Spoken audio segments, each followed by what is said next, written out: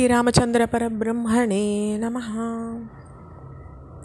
நம்ம போன ஆடியோவில் கௌசல்ய மாதா ராமரை மகனே நீ ராஜ்யத்தை எப்படின்னாலும் நீ அடையணும், நீ என்னை பரிதவிக்க விட்டுட்டு வனம் போகிறத என்னால் ஏற்றுக்க முடியாதுன்னு சொல்கிறாங்க.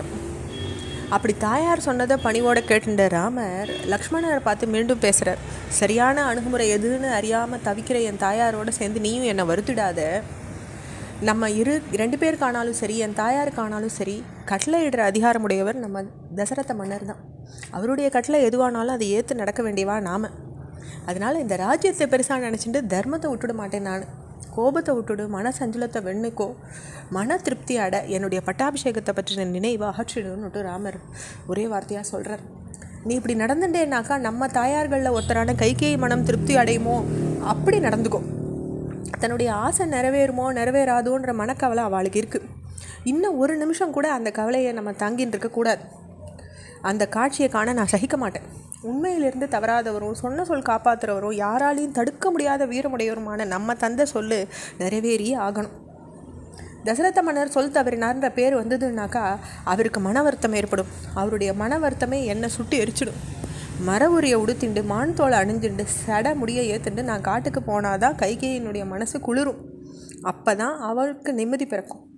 அந்த நிலையை அவருக்கு ஏற்படுத்த நான் கடமைப்பட்டிருக்கேன். இப்போது இதில் காலதாமதம் செய்யவே கூடாது. உடனடியாக நான் காட்டுக்கு பயணமாக போகிறேன் அப்படின்னு சொல்கிறார் ராமர். பட்டாபிஷேகம் நடக்க போகிறதுன்ற நிலையாகட்டும், ராஜ்யபாரம் என்கிட்டேருந்து விடுபட்டு பரதனுக்கு போகிறதுன்ற நிலையாகட்டும், எதுவுமே போன ஜென்மத்தில் செய்யப்பட்ட காரியங்களுடைய பலன்தான். எனக்கு இடர் விளைவிக்கணுன்ற எண்ணம் கைகேயிக்கு தோணுவானே, எல்லாமே இது தெய்வத்தின் செயல் தவிர வேற என்ன? பரதனுக்கும் எனக்கும் இடையே எந்த வித்தியாசமும் பார்க்காதல கைகேயி தேவி இத்தனை நாள் நடந்துட்டுருக்காங்க. அப்படிப்பட்டவங்க பட்டாபிஷேகத்தை நிறுத்துறாங்கன்னாக்கா அது தெய்வ செயல் தவிர வேற கிடையாது. இயற்கையிலேயே நல்ல குணம் படைச்சவங்க கைகேயி தேவி. மூர்க்கத்தனமாக ஒரு பெண் போல பேசினாங்கன்னாக்கா அது தெய்வ செயல் இல்லாமல் வேற என்ன? எந்த ஒரு செயலுக்கும் காரண காரியம் நம்மளால் அறிஞ்சு சொல்ல முடியலையோ அந்த செயல் தெய்வ செயல்னு சொல்லப்பட்டிருக்கு. இதுதான் காரணம்னு மனசில் ஒரு சமாதானம் ஏற்படுத்திக்க வழியே இல்லாத வகையில் ஒரு காரியம் நடக்கும்னாக்கா அதுதான் தெய்வ செயல். அதை எதிர்த்து போர் செயல்ற வல்லமை மனுஷனுக்கு யாருக்குமே கிடையாது. எந்த ஒரு இன்பத்துக்கும் துன்பத்துக்கும் வியாதிக்கும் கோபத்துக்கும் ஏற்றுக்க முடியாத ஒரு காரணத்தை சொல்ல முடியாமல் இருந்தோம்னாக்கா அது ஈஸ்வரனுடைய செயலாகத்தான் இருக்க முடியும். இந்திரியங்கள்லாம் அடக்கி கடும் தவம் செய்கிற முனிவர்கள் கூட விதிவசத்தால் தாக்கப்பட்டாங்கனாக்கா தங்களுடைய நியமங்கள்லாம் இழந்து ஆசைக்கும் கோபத்துக்கும் அடிமைப்பட்டு தவ பயனை இழந்துடுறாங்க இல்லையா? இப்படி ஆரம்பிக்கப்பட்ட ஒரு காரியம் தடைப்பட்டு நேர்மாறாக முடிகிற போது அது தெய்வ செயல் இல்லாமல் வேற என்ன? பட்டாபிஷேகம் நிறுத்தப்படுற செய்தியை நான் இப்படித்தான் பார்க்குறேன். இது சாஸ்திர அறிவினுடைய சாராம்சமாக நான் பார்க்குறேன். இந்த கோணத்தில் இந்த நிகழ்ச்சியை நான் பார்க்குறதுனால என் மனசில் இதை பற்றி இன்னும் ஒரு சஞ்சலம் கூட இல்லை.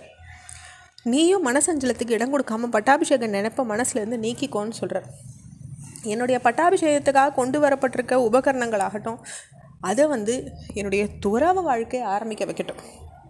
லக்ஷ்மணா, நாட்டை ஆளும் மன்னனுடைய வாழ்க்கை, காட்டில் ஆளுற துறவியினுடைய வாழ்க்கை, இந்த ரெண்டுத்தில் துறவியினுடைய வாழ்க்கை தான் மேம்பட்டது அப்படின்னு சொல்லி முடிவாக லக்ஷ்மணரை பார்த்து, லக்ஷ்மணா பட்டாபிஷேகம் தடைப்படுறதுக்கு கைகேயி தேவி எந்த விதத்துலையும் காரணமாக மாட்டாங்க, அது தெய்வத்தின் செயல்றதை நன்னா அறிஞ்சிக்கோன்னு சொல்லிட்டு ராமர் சொல்கிறார். இப்படி ராமர் பேசுகிறதெல்லாம் தலை குனிஞ்சுட்டு பேசாமல் கேட்டுட்டு இருந்த லக்ஷ்மணர் புத்துக்குள்ளேருந்து பெரிய பாம்பு சீர்றது போல் சீர்றார். அவருடைய புருவம் நெற்றியில் ஏறுறது. கோபம் கொண்ட சிங்கம் போல் தோற்றமளிக்கிறார். மதம் பிடிச்ச யானை நோத்த உருவத்தை அவர் அடைஞ்சிட்டார்.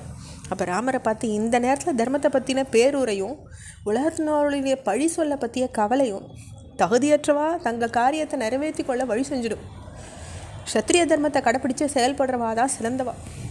மனோதிடத்தை என்றைக்குமே கைவிடாத நீங்கள் இன்றைக்கி தெய்வ செயல் பற்றி விளக்கம் அளிக்கிறது எனக்கு விந்தையாக இருக்குது. இப்போ நேரிட்டு இருக்க தொல்லை தெய்வ செயலாகவே இருந்தால் கூட அது சக்தியற்றதுன்னு நான் நினைக்கிறேன். இது பேராசனையினால தான் விளைஞ்சிருக்கு. இப்போது இதில் குற்றவாளியாக இருவர் தர்மத்தின் பாதையிலேருந்து மாறிட்டுருக்காங்க. அதை ஏன் நீங்கள் நினைக்க மறுக்கிறீங்கன்னு கேட்குறார். அவருடைய வார்த்தைகளை நம்ம அடுத்த பகுதியில் தொடர்ந்து பார்க்கலாம். ஸ்ரீராமச்சந்திர பரபிரம்மணே நமஹா.